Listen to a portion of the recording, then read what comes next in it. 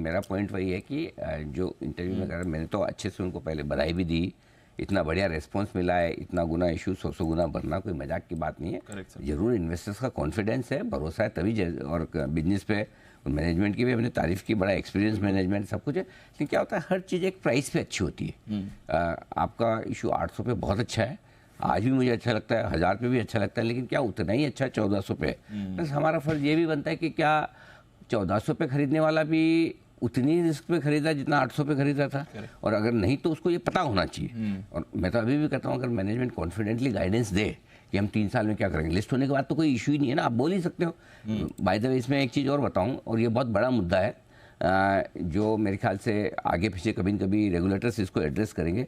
तो एक बड़ी समस्या है आईपीओ को लेकर, और वो समस्या ये है कि जो कंपनियां आईपीओ लेकर आती हैं उनको पब्लिकली आगे का प्रोजेक्शन देना अलाउ नहीं है सेबी की गाइडलाइन से, विच इज़ राइट। और वो क्यों है कि एक ज़माने में पहले कंपनी आती थी, गाइडेंस देती थी, और उस गाइडेंस में ये होता था कि वो कुछ भी अनाप शनाप बोल के जाते थे, ऐसे ऐसे प्रोजेक्शन देंगे, इन्वेस्टर्स को लगेगा यार हर आईटी कंपनी इन्फोसिस हो जाएगी, हर इंफ्रा कंपनी एलएनटी हो जाएगी, और फिर वो झांसे में आके पैसा लगाते थे, पैसा डूब जाता था। वो ज़माना था आज से 20-25 साल पहले का। आज के ज़माने में सोशल मीडिया स्ट्रॉन्ग है, मीडिया स्ट्रॉन्ग है, आप जो बोलते हो, जो करते हो, जो दिखते हो, हर चीज़ आपको पकड़ में आती है। लेकिन अभी भी वही चल रहा है, रूल वही है कि आप पब्लिकली फॉरवर्ड लुकिंग स्टेटमेंट या प्रोजेक्शन नहीं बता सकते, और कंपनियां उसका पालन करती है। लेकिन ये हकीकत बात है और ये फैक्ट बात है, ये मैं बहुत दावे के साथ और गंभीरता के साथ कह रहा हूँ कि हर एक कंपनी, नॉट अ सिंगल, हर एक कंपनी की बात कर रहा हूँ मैं, एक्सेप्शन भी नहीं, हर एक कंपनी जो रोड शोज़ करती है, हर एक प्रोमोटर जो रोड शोज़ करता है, हर एक मर्चेंट बैंकर, लीड मैनेजर जो इन्हें रोड शोज़ पे ले जाता है, ये सारे के सारे लोग अगले 1 साल, 2 साल, 3 साल, 5 साल के प्रोजेक्शन इन्वेस्टर्स को बताते हैं, फंड मैनेजर्स को बताते हैं, इंस्टीट्यूशंस को बताते हैं। इट्स अ नॉन सीक्रेट, और कई के तो हमारे पास भी आ जाते हैं। हमारे पास 50% कंपनियों के तो प्रोजेक्शन हमें भी पता होता है कि आगे 2-3 साल में। किसको नहीं पता होते हैं? सिर्फ रिटेल इन्वेस्टर्स को, क्योंकि आप पब्लिकली नहीं बोल सकते, टीवी में नहीं बोल सकते, मीडिया में नहीं बोल सकते, कहीं आप ये प्रेजेंटेशन नहीं दे सकते, बाकी सबको पता है। और अगर कोई इशू 100 गुना क्यूआईबी की तरफ से भर रहा है, कोई फंड मैनेजर बिना ये जाने कि आगे कंपनी 3 साल, 2 साल, 1 साल में प्रमोटर क्या करेगा, कभी पैसा नहीं लगाएगा, और इतना तो कोई नहीं लगाएगा। तो इसलिए मेरे ख्याल से ये रूल बदलने का समय है, या तो इस नियम को इतनी कड़ाई से पालन करवाया जाए कि कोई भी कंपनी, कोई भी प्रमोटर, कोई भी लीड मैनेजर, कोई भी पीआर एजेंसी अगर इस नियम का फॉलो करे तो उसकी खिंचाई की जाए, बराबर उस पर फाइन लगाया जाए, इसको जो भी रेगुलेटर्स को जो करना है वो करे।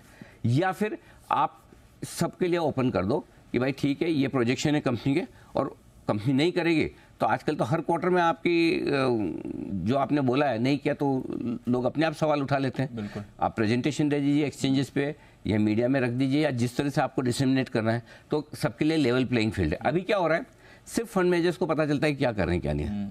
अब इस हिसाब से फिर ये होता है कि अगर आप कोई आईपीओ आ रहा है, वो आईपीओ महंगा दिख रहा है या अनाप शनाप भाव आ रहे हैं, तो लोगों को समझ में तो आए ना। तो मैंने सिर्फ इसीलिए सवाल पूछे कि क्या एक आम रिटेल, अब रिटेल इन्वेस्टर 1400 में भी लेगा तो क्या पता फंसेगा और क्या पता पैसा बनेगा। अगर पैसा बने, मैनेजमेंट से बात करके समझ में आए कि पैसा बनेगा तो बनना चाहिए, तो हम तो कहेंगे 1400 में भी लो।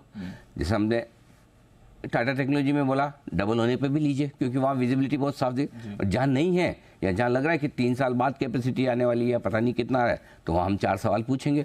अगर मैनेजमेंट सेटिस्फाई कर दे, मैं तो अभी भी बोलता हूँ, अगर मैनेजमेंट सेटिस्फाई कर दे कि हाँ हमारी ग्रोथ यहाँ से इतनी आएगी, हम मेरी कल ही रिकमेंड कर दें वापस से, हमें क्या दिक्कत है, वो पता होना चाहिए। लेकिन उसके लिए ये बहुत ज़रूरी है, एक ऐसा रूल होना चाहिए, या तो पीआर एजेंसी, लीड मैनेजर्स, कंपनियाँ, प्रमोटर किसी के साथ फॉरवर्ड लुकिंग डेटा शेयर न करे, या सबके साथ करे, या आधे अधूरे हो रहे हैं, सेलेक्टिव नहीं होना चाहिए। और अगर चाहें तो बहुत इजीली पकड़ में आ जाएगा, सबके डेटा सब जगह घूमते हैं, आराम से मिलेंगे ये। तो ये रूल बनाना जरूरी। बाकी रहा सवाल, ठीक है थोड़ा स्टॉक नीचे आया है, वो तो मार्केट के साथ आया है, उससे कोई फर्क नहीं पड़ा। लेकिन मेरा पॉइंट ये, अगर आपको सुन के कॉन्फिडेंस आए तो आप जरूर लीजिए, उसमें क्या दिक्कत है।